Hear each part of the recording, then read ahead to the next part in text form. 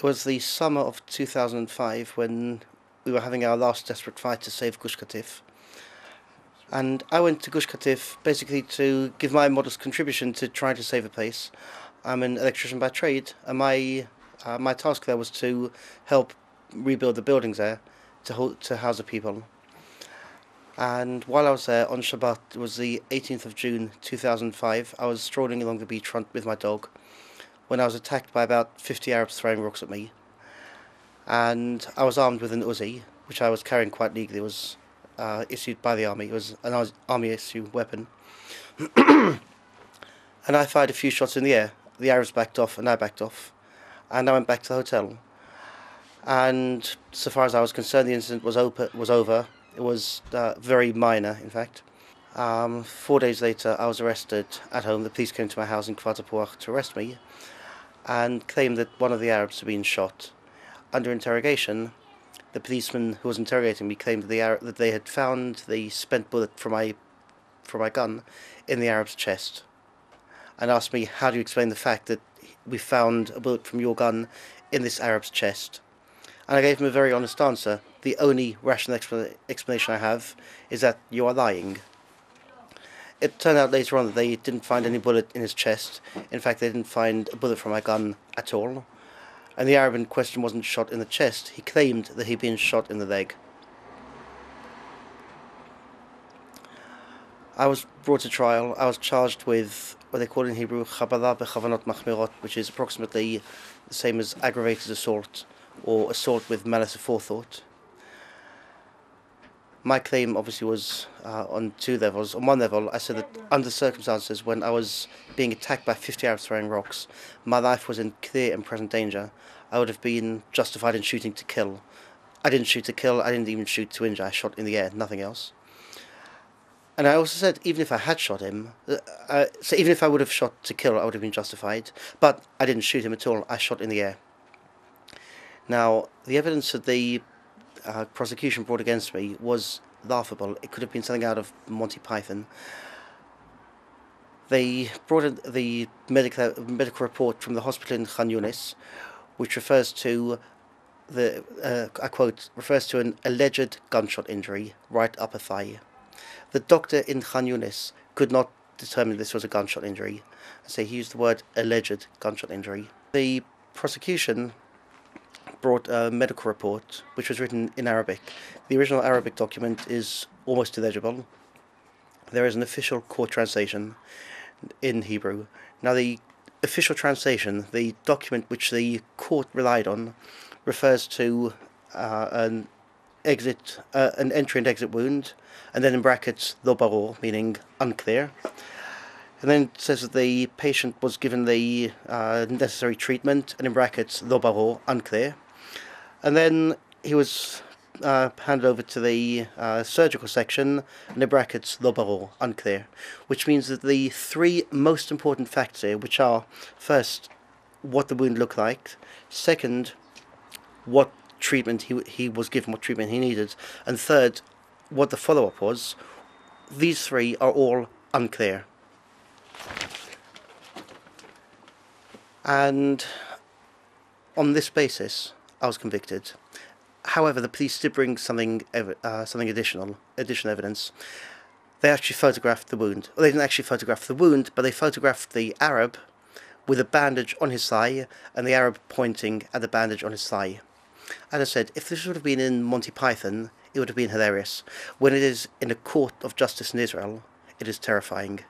And when I got convicted on the basis of this, it is more than terrifying. It happened to me. It could have happened to anybody.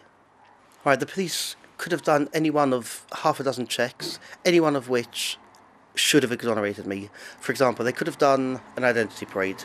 Did the Arab point out who was the shooter? At no point did they ever do an identity parade, which means I was never identified by the Arab eyewitnesses or by anybody as a person who shot. Even if the Arab was shot, he may have been, we will never know. Even if he was, there's no evidence that I was a shooter. Second, they didn't check the ballistics.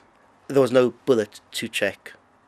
Third, they found the spent cartridge from my weapon on the ground, which basically prove that my story was correct. I was there, where I said I was standing. I shot in the air.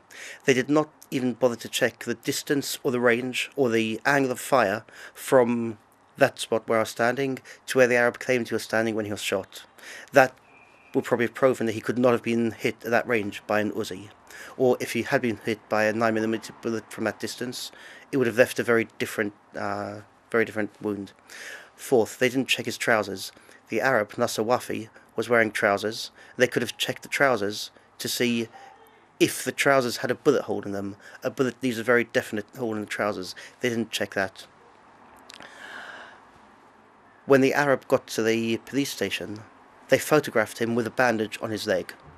Now, they could have taken off the bandage and photographed his thigh to see if there was a wound at all, and if there was a wound, did it look like a bullet wound? They didn't do that.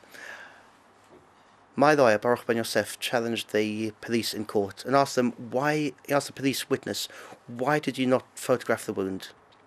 And the policeman's response was, "I don't work for you, and you are not going to tell me how to do my job. When you pay me my salary, then you can tell me what to do." That was his response. The question why they did no identity parade, the policeman's response was, well, the defendant already admitted that he shot the Arab. My lawyer challenged this. When did he ever say that he shot the Arab? And the policeman said on the video in the reconstruction, he said he was standing here and I shot the Arab, which I didn't say anything of the sort. I said I shot in the air. Now maybe the policeman didn't understand this properly. Maybe when I said I shot ba'avir, meaning in the air, he heard from this ba'aravi, meaning at the Arab. It's possible, but at no point did I ever say I shot the Arab. I said I shot in the air. On the basis of this mistake, maybe it was a mistake on the part of the policeman, maybe it was incompetence, maybe it was a deliberate lie, I will never know. But it was on the basis of that incorrect data that they didn't do an identity parade. Again, I say, if the police would have done any one of these checks, any one of them would have exonerated me. The fact that the police did not do these checks, presumably because they knew that there is sufficient collaboration between the police, the prosecution, and the courts, that they didn't need to do proper work. They could get away with being totally unprofessional, totally incompetent, and they could still get their conviction. The Arab who claimed that he was shot in the leg came to court to testify, and the funny thing was, he claimed that the Jew who shot him was short and fat. Now, I am short. I don't know if I'm actually fat. I have a few extra pounds which I could shed, but I'm not actually fat. He also said that the shooter wore glasses and a black hat like Haredim and had peyot down to here. Now, one of the questions the police asked me under interrogation was, do I wear glasses? At the time I had no idea what the question was supposed to mean. No, I do not wear glasses. They also asked me what I was wearing on the day, and I told them I was wearing a white kippah. And I've never had peyot. So when the judge decided at the end, she said that there's no real evidence for or against. She has to decide whether to believe the Arab's eyewitness testimony or my testimony. She has to choose to believe his version or my version. And she chooses to believe his version because she decided that his version is more convincing. Which may be, but even according to his version, I was not guilty. His version described somebody who was clearly not me. The judge got out of this one by saying that somebody in a situation of pressure, somebody under pressure, when he's being shot at, he might make a mistake as to what the shooter looked like.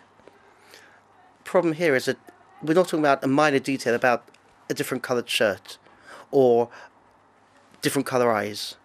He gave a very accurate description, a very precise description of somebody who is clearly not me. At some stage during the trial, the prosecution brought up an interesting claim that I was not allowed to carry the weapon outside of the yeshuv. Now, the weapon license says in it very clearly that there are two reasons to carry the weapon. One is guard duty in the yeshuv, and the second reason is to be an armed guard for transportation, for passenger vehicles. To be an armed guard for vehicles outside the yeshuv means that obviously I'm allowed to carry the weapon outside the yeshuv.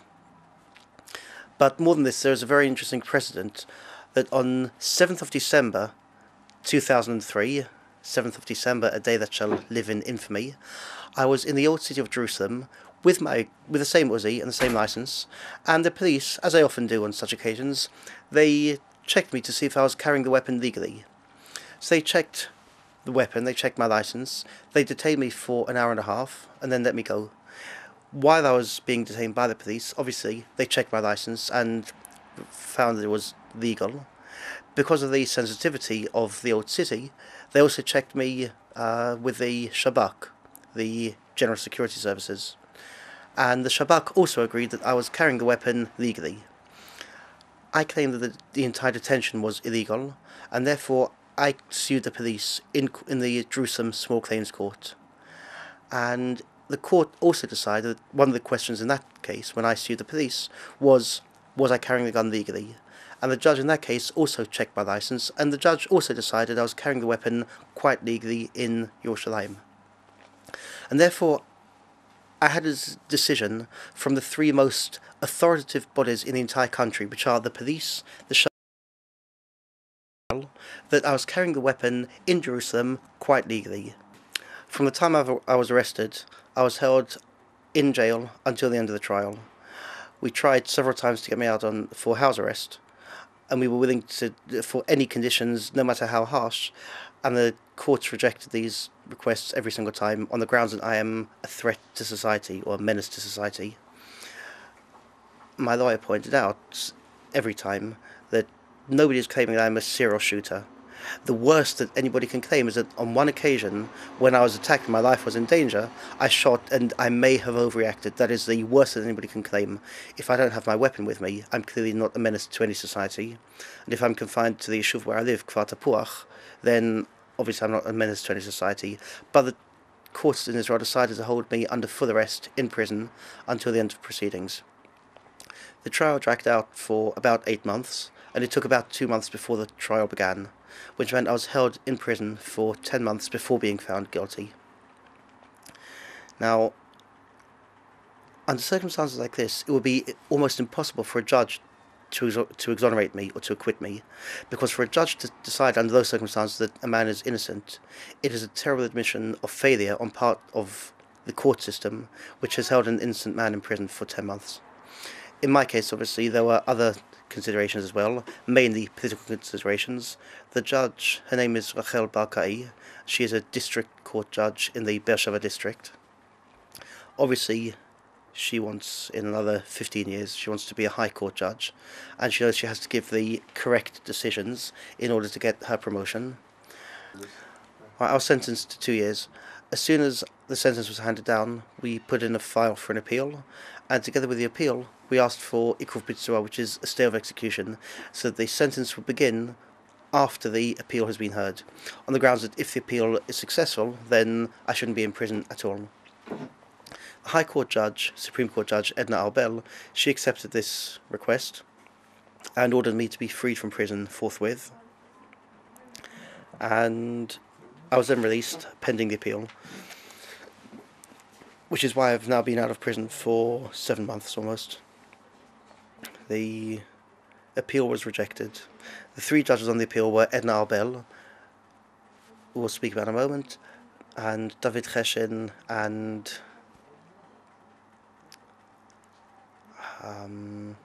Eliakim Rubinstein. Now, Edna Arbel, when she released me pending the appeal, her reasons for releasing me were that our claims seemed to be justified. In her words, "Enan tanot be'alma." These aren't unjustified claims, or these are not unfounded claims, and therefore there is a reasonable chance that I will win the appeal, and therefore she had me released from prison. She was one of the judges who rejected the appeal and decided that indeed I should be in prison. All 3 of them unanimously found me guilty. Back in prison in about 15 hours from now.